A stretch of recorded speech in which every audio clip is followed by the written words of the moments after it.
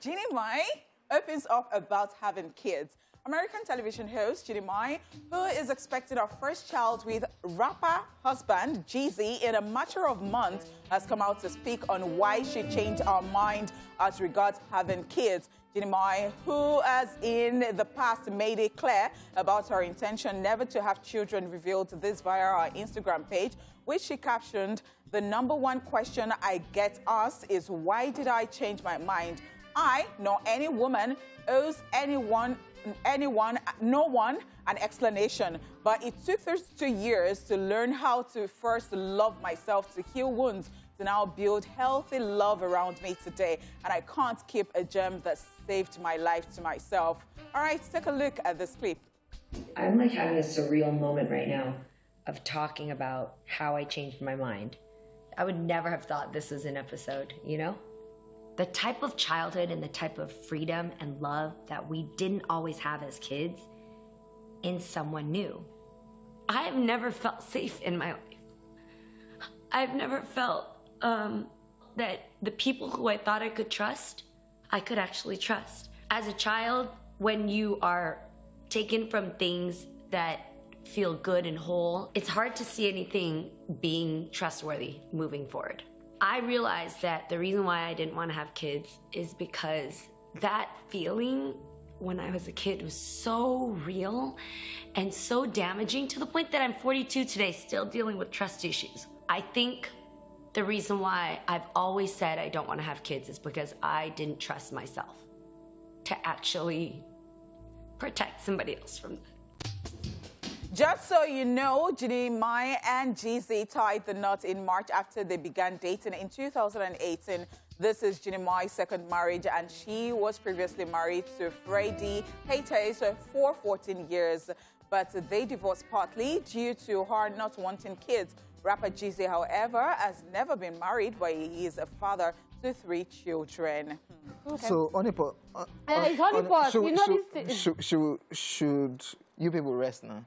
I don't know what you're talking about, because she's a public figure and she came out to tell us that she didn't want children. So I think that people would ask questions. So that one of, I don't owe anybody any explanation. Yes, I understand that partly, but because you're a public figure and you made it known, and it is what you've always talked about on your talk show. So people want to be like you. People will want to know, actually, because it is, we are interested in your life.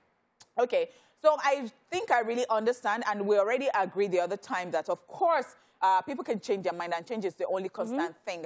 But the only painful thing, and the reason I was actually asking the question, is because, it was one of the reasons you actually left that marriage, because of 14 years. 14 years. And she said there was more to it, because she was even saying that, she mentioned that when the guy proposed to her, that she wasn't going to say yes, but because she did not want to embarrass the guy. So she said yes, and that was how they went into it, that, 2 years into it or 1 year into the marriage, she even knew that that marriage was going to crash.